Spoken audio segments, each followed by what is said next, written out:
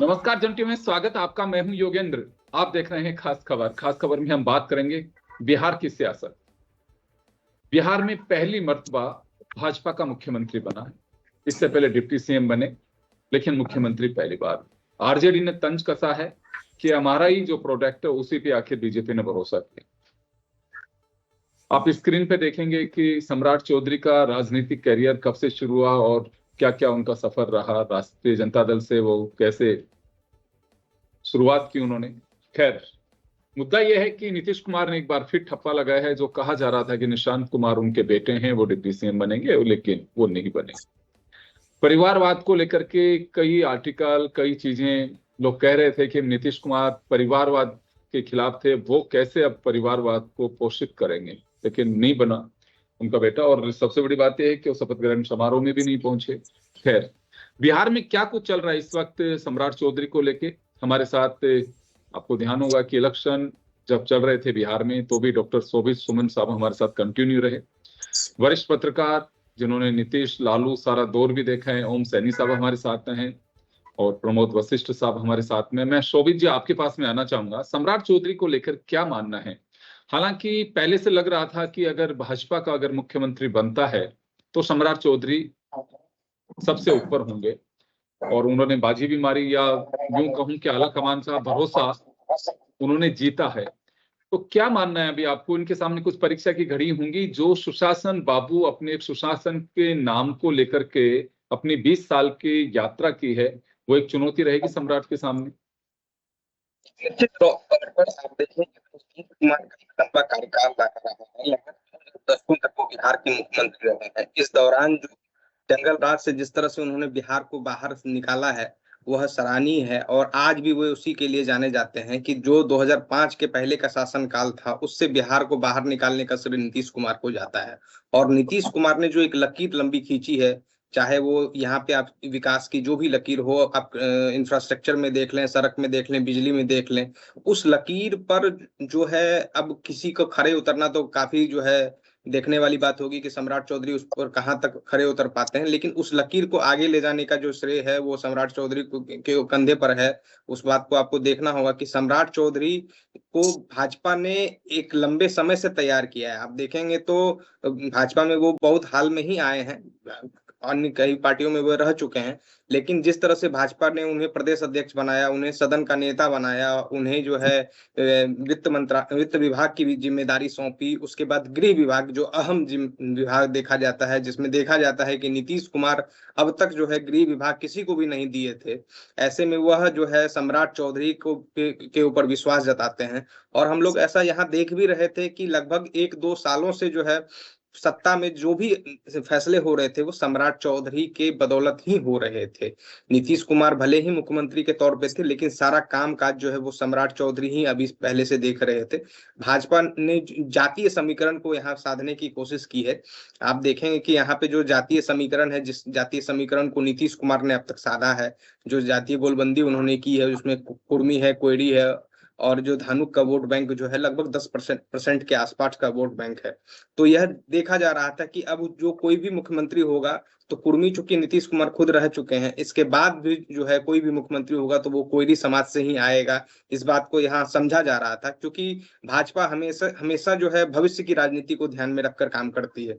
आप देखेंगे कि आने वाले समय में उत्तर प्रदेश में भी चुनाव होने वाले हैं, वहां भी इस जो जाति की वोट बैंक है काफी ज्यादा है। ऐसे में भाजपा ने एक तीर से दो शिकार करने की कोशिश की है। और जहां तक सम्राट चौधरी की बात है, अब तक प्रशासनिक जो जितने फैसले लिए जा रहे थे वो सम्राट चौधरी ही ले रहे थे। हालांकि उनके मुख्यमंत्री बनने का यहाँ काफी लोगों ने विरोध भी किया है। भाजपा के अंदर भी दो गुट इसमें देखा जा रहा है कि जो सम्राट चौधरी और एक जो अन्य लोग इसमें शामिल थे उसकी बदौलत देखा जा रहा था। लेकिन नीतीश कुमार का जो विश्वास था वो सम्राट चौधरी को मिला है। और नीतीश कुमार की जो फैसले हैं उसकी बदौलत ही आप कह सकते हैं कि सम्राट चौधरी को भाजपा ने मुख्यमंत्री के रूप में एस्टेब्लिश किया है। और जो सुशासन बाबू की छवि है उसे पार पाना जो है सम्राट चौधरी जी के लिए भी लंबी लकीर होगी। आज भी उन्होंने, आप इस बात को गौर करेंगे कि आज भी उन्होंने इस बात को कहा है कि यहाँ सम्राट मॉडल नहीं, यहाँ मोदी मॉडल और नीतीश मॉडल नीतीश चलेगा, मोदी और चले। इसी मॉडल राइट, को लेकर आगे वो आगे बढ़ने वाले हैं। जी बिल्कुल आपने सही कहा। देखिए, शुरू में ये कहना चुनौती ये होगी सम्राट चौधरी के सामने, लेकिन हाँ, आपने इस बात को लेकर इंगित किया है कि पिछले करीब 2 साल से वो फैसले ले भी रहे हैं और बराबर से नीतीश को सपोर्ट कर रहे थे, काम कर रहे थे, यानी कि वो पूरी उससे वाकिफ हैं कि किस तरह से प्रशासन को चलाना है। चलिए, ओम सैनी साहब हमारे साथ में हैं। ओम जी, एक युग कहा जा सकता है नीतीश कुमार का, जो एक कद्दावर नेता रहे, और पिछले दिनों अखिलेश यादव जब यहाँ पे आए थे तो उन्होंने कमेंट भी किया था कि सब लोग चाहते थे कि नीतीश कुमार का रिटायरमेंट प्रधानमंत्री बनने के साथ में हो, लेकिन उन्होंने खुद ही अब सांसद रहने पर यूं कहूं कि वो चक्कर में आ गए, तो अब इसका तो क्या इलाज हो सकता है। तो ये क्या कोई मलाल रहेगा नीतीश कुमार को, या यूं कहूं कि राजनीति में एक पड़ाव के बाद में एक अच्छा डिसीजन होता है कि आप टर्न कर जाइए या मूव कर जाइए, तो ये एक नीतीश के लिए एक फेवरेबल टाइम कह सकते हैं?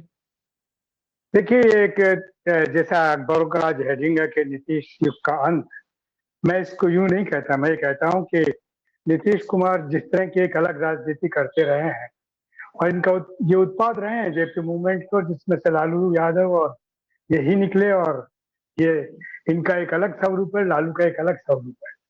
इनके पास में जो राजनीति के कई सारे सूत्र हैं जिनमें वो कब पलटी खा जाए, कब उधर मिल जाए, कब उधर हो जाए, और अपनी साख बनाए रखें। अपनी साख बनाए रखने में नीतीश जी का जवाब है। जो इनका वोट बैंक, जो सुमन जी बोल रहे हैं, ये सच है कि आज भी जब भी आप आलोचना करते हैं, कह रहे यहाँ तो आपको ऐसा करना चाहिए, राजनीति आपसे ये अपेक्षा कर रही है, देश आपसे अपेक्षा कर रहा है, नीतीश कुछ और ही करते हैं। इंडिया गठबंधन के जन्मदाता यही थे, यही गठबंधन बना करके और मोदी जी के सामने खड़े हो रहे थे और बाकी लोगों को इकट्ठा कर रहे थे कि डेमोक्रेसी का कुछ और हाल हो रहा है। लेकिन पता लगा कि वो तो गठबंधन रह गया और ये अलग हो गए। तो नीतीश जी के ये जो दाव पेच हैं, जो राजनीति में हमेशा याद रखे जाएंगे। और आज भी, इसमें भी, अभी भी सम्राट जी ने जब शपथ ली, उससे पहले भी बहुत सारी हिचकोले खाती रही है गाड़ी कि इधर जाएगी या उधर जाएगी। उनके बारे में कोई प्रेडिक्शन किया नहीं जा सकता, निश्चित रूप से कुछ नहीं कहा जा सकता। आज जिनको वो कह रहे हैं कि मोदी जी का जो मॉडल है वही बेहतरीन है, कल तक उसकी आलोचना कर रहे थे। तो नीतीश जी का अपना एक व्यक्तित्व है, और वो व्यक्तित्व लेकिन अपने हिसाब से है, और वो जो कुछ सोचते हैं वो बहुत दूर तक सोचते हैं, और लेकिन वो फेल नहीं होता क्योंकि उनका जनाधार बना हुआ है। और जनाधार जाति के आधार ही नहीं है। बिहार के लोगों का मैंने देखा जो इधर उधर दूसरी जातियों के भी हैं, उनका भी एक रेस्पेक्ट नीतीश को लेके है कि नीतीश जी क्या करेंगे, नीतीश जी क्या नहीं करेंगे। बहरहाल, भारतीय जनता पार्टी ने तो ये जो सब्र का एक सिलसिला पैदा किया है, इंतजार करता रहता है आदमी, करता रहता है, और उसके बाद में उसको अचानक उसको कुछ हासिल होता है।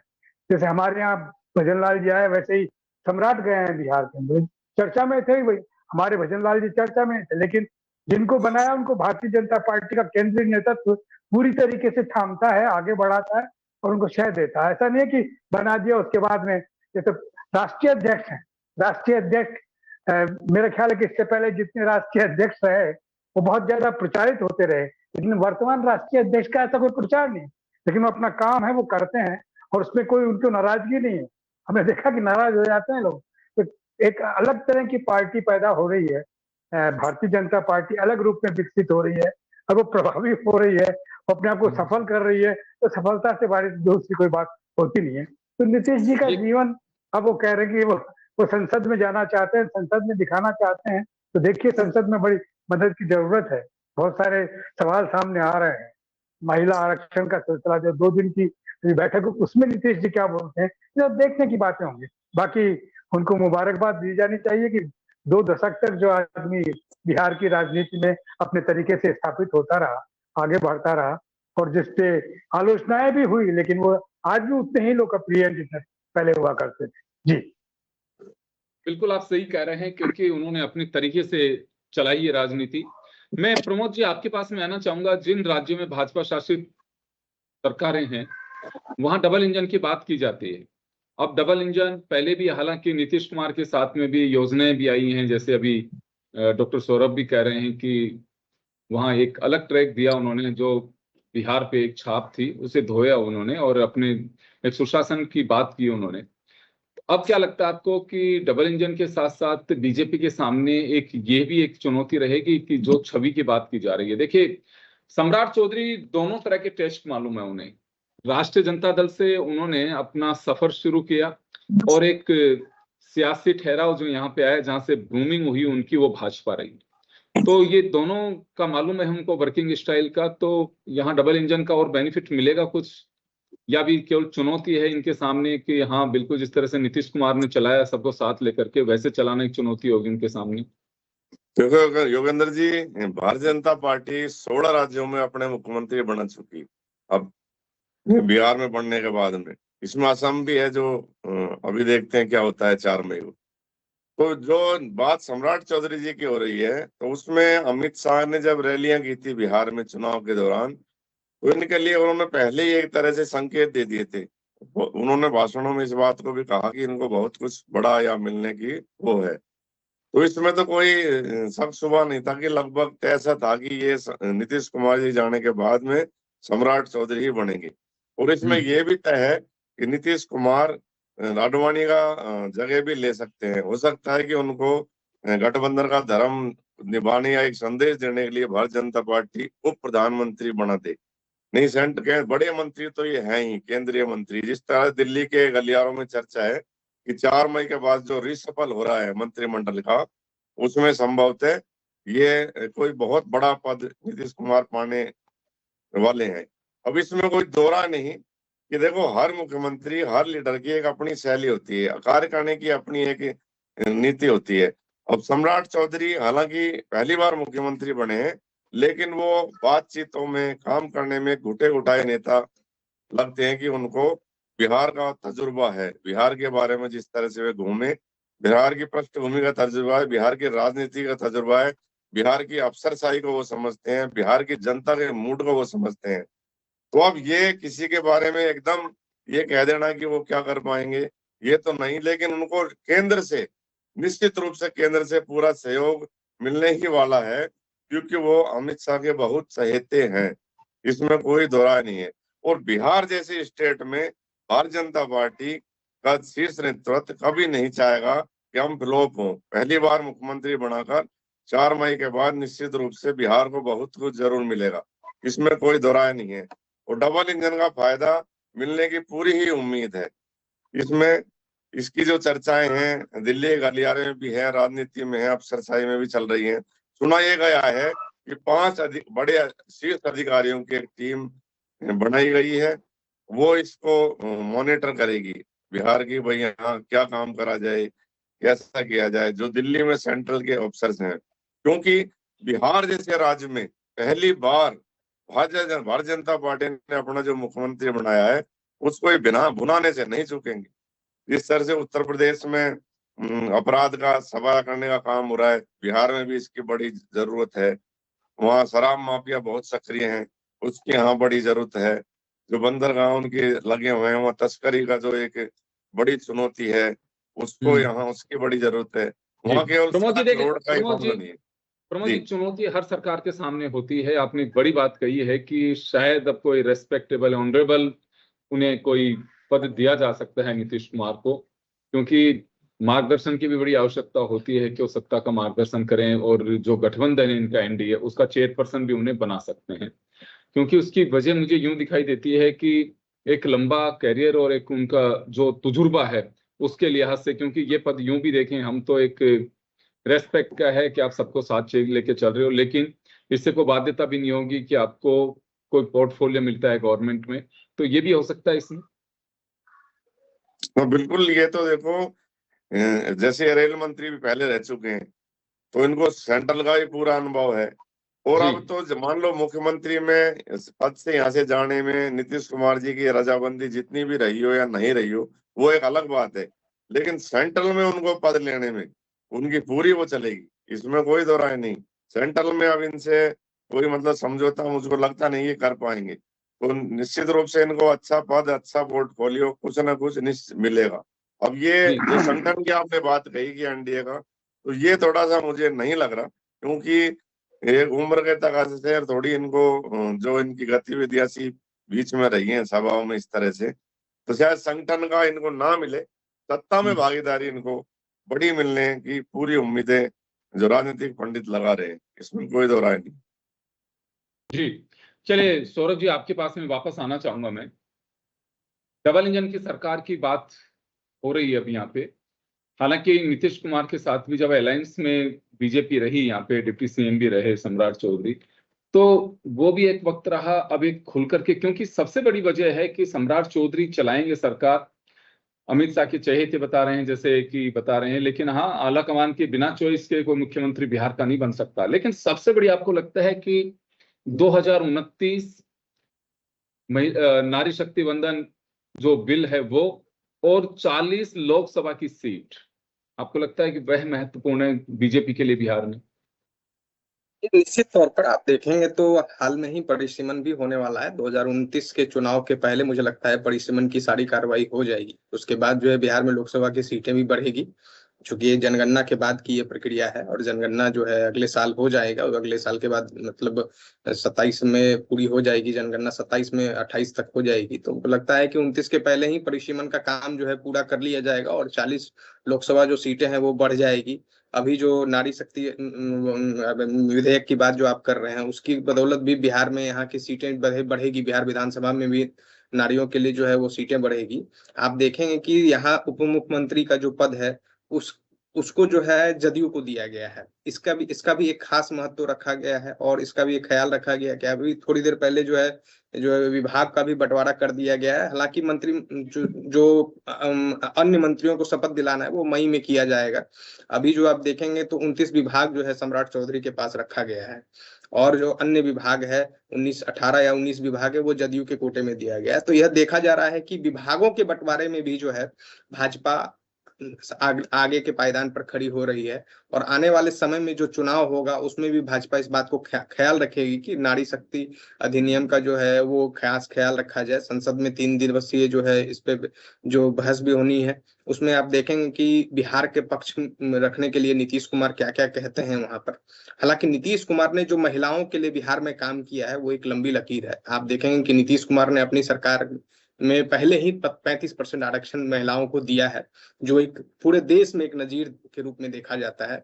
नीतीश कुमार का महिलाओं के प्रति एक खासा जो है झुकाव भी देखा जाता है, जिसमें आप देखेंगे कि महिलाओं के लिए जो काम किए गए, शराबबंदी भी जो है नीतीश कुमार ने कई मौकों पर ऐसा कहा है कि महिलाओं से जो है आश्वासन मिलने के बाद जो सुझाव मिले हैं उसके बाद उन्होंने इस शराबबंदी को लागू किया है। ऐसे में महिलाएं जो है नीतीश कुमार का एक साइलेंट वोट बैंक मानी जाती है। हर चुनाव में महिलाएं जो है नीतीश कुमार को वोट देती आई हैं। ऐसे में भाजपा भी यह इस बात को जान रही है कि जो नीतीश कुमार का इतना बड़ा वोट बैंक है उसको अपने साथ रखना सबसे बड़ी चुनौती है।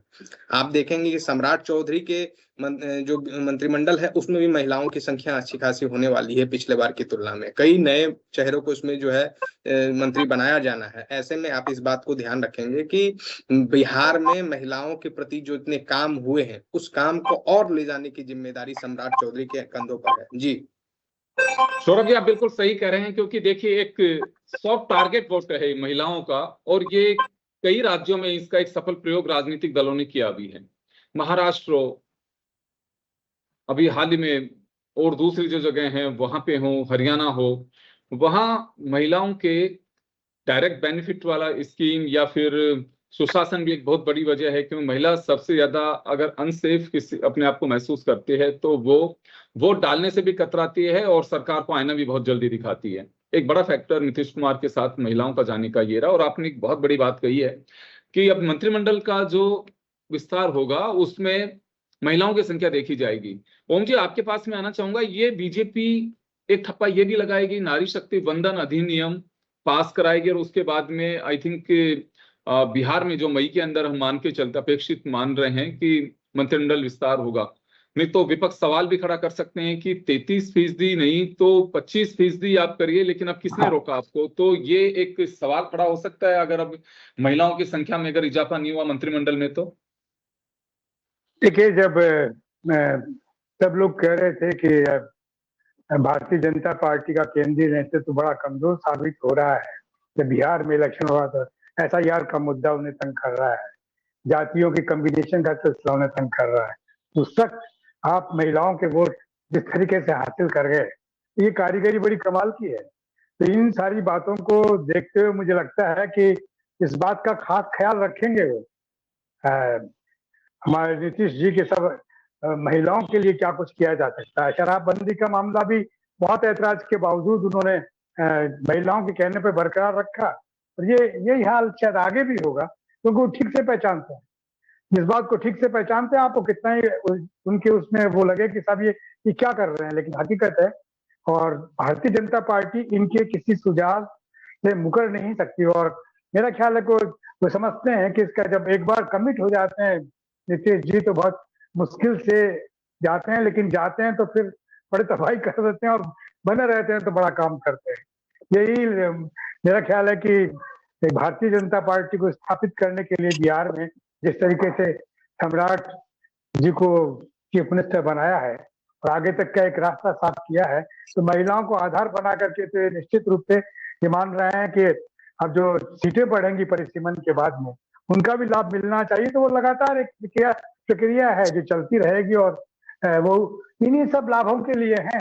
बाकी मानसिक रूप से और शारीरिक रूप से वो इतने अलर्ट नहीं है, ये तो उन्होंने कई बार सीख गया है सारा सब कुछ, लेकिन वो सम्मान के हकदार है तो उनको सम्मान तो दिया जाएगा, तो उसमें कोई शक नहीं है। और वो वहां से लालू के नाम के हटने के बाद में नीतीश जी के अलावा कोई बिहार में कोई दूसरा नाम नहीं है, कोई कितना ही बड़ा हो, लेकिन इस हैसियत को हासिल नहीं कर सकेगा, क्योंकि जेपी का जो ठप्पा लगा हुआ है कि 2 शागिर्द हासिल हुए, एक तो लालू और एक नीतीश जी, और दोनों ने अपने अपने कर्तव्य दिखाए। जी हाँ, बिल्कुल आप सही कह रहे हैं। राजनीति में हुनर भी अपना एक पहचान बनाती है, वो किस अंदाज में आप दिखाते हैं। प्रमोद जी, आपके पास में आना चाहूंगा। उत्तर प्रदेश और बिहार, यूं तो हर राज्य हैं जो जातिगत समीकरणों पर राजनीति करते हैं। करप्शन के चार्जेस भी बिहार में आज भी खत्म नहीं हुए। मैं एक आर्टिकल पढ़ रहा था कि बिहार में ब्यूरोक्रेसी पे और इंटरनली करप्शन के बहुत चार्जेज हैं। तो सम्राट चौधरी के सामने अभी चुनौती होंगी, क्योंकि अब पहले ये हो सकती थी कि नीतीश कुमार की जवाबदेही है, तो जवाबदेही आप ही की है, तो कई चीजों में ये डबल जिम्मेदारी होगी आपके पास में, यानी कि सम्राट चौधरी के पास में नीतीश का साया हटने के बाद में। योगेंद्र जी, भ्रष्टाचार को रोकना तो बहुत टेढ़ी खीर है। मुझे नहीं लगता कि भ्रष्टाचार का जो ये एक तरह से नाग फंड फैलाया बैठा है, ये बहुत जल्दी खत्म हो जाएगा। और इनके बाद जो समय बचा है उसमें तो ये 10% भी 5% भी इसमें कामयाबी हासिल कर लें तो एक बड़ी बात है, क्योंकि ये तो सेंट्रल से लेके और स्टेट से लेके ब्लॉक स्तर पर आज भी पूरी तरह जड़ जमाए बैठा है, इसमें कोई दो राय नहीं है निश्चित रूप से। अब ये इनको क्या है कि इसके लिए ब्यूरोक्रेसी से इनको लड़ना पड़ेगा, ब्यूरोक्रेसी से मुकाबला करना पड़ेगा। और अगर ब्यूरोक्रेसी से शुरुआत में ही ये उलझ गए तो बिहार में तो जो अफसर चाहिए वो बहुत ही राजनेताओं की नेता है, वो उनके बड़े लीडर हैं, वो समझो तो वहां इनको बड़े सूझबूझ से और बड़े ही ज्ञान से इस मामले में आगे बढ़ना होगा। अब जैसे आप योगी जी की उत्तर प्रदेश में देखिए, शुरुआत में उन्होंने इतना नहीं दिखाया था। सबसे पहले उन्होंने अफसरशाही को समझा, अपने अफसर लगाए, हर सीट पे ऐसे अधिकारी अपने बैठाए जो उनके विश्वास पात्र भी हो, और दूसरा वो काम करने में भी उनमें कोई हुनर हो। अब हुनर तो जैसे आप बता रहे हैं कि नीतीश कुमार जी, लालू जी का, अब कुर्सी हुनर सिखाती है। अब कुर्सी आने के बाद में थोड़े दिन में सम्राट चौधरी जी भी क्या पता नीतीश जी लालू जी से ऊपर पहुंच जाए, इसमें कोई वो नहीं है। ये अगर नाम तो जो है ना चलता ही है कि वो लीडर थे, हो सकता है ये भी एक लीडर हो जाए बड़े। तो इनको कुर्सी जो हुनर सिखाती है, इसको कितना वो संयम बरतते हुए, कितना वो पेशेंस से उस काम को करते हुए, कितनी उनकी योजनाओं में सोच है, किस तरह से उसको सोच को अपनी को लागू करेंगे, जनता को किस तरह विश्वास में ले करेंगे, इससे ही भ्रष्टाचार का से मुकाबला कर पाएंगे, वरना सीधा अटैक भ्रष्टाचार पे तो बहुत मुश्किल लगता है। बिल्कुल, क्योंकि जातिगत राजनीति बिहार के आज से नहीं, बहुत लंबी जड़ें हैं जातिगत राजनीति की बिहार उत्तर प्रदेश में, और वहां से जातिगत राजनीति का एक शंखनाद भी रहा है, वहां से नेताओं को भी इसी तरह से बल मिला है। लेकिन ब्यूरोक्रेसी एक ऐसा घोड़ा है कि आप लगाम किसके हाथ में है, ये भी बहुत कुछ डिपेंड करती है। और जैसे अभी सौरभ जी बता रहे हैं कि सम्राट चौधरी को एडमिनिस्ट्रेटिव जो एक्सपीरियंस है वो भी है। खैर देखिए, अभी ये चुनौतियां हैं, लेकिन इंतजार करिए। अब हम चलते चलते शुभकामनाएं दे सकते हैं सम्राट चौधरी को कि उनको जो जिम्मेदारी मिले उसे बखूबी से निभाएं और बिहार की जनता का विश्वास जीतें। सभी का बहुत बहुत शुक्रिया, और खास खबर में इतना ही। दीजिए इजाजत।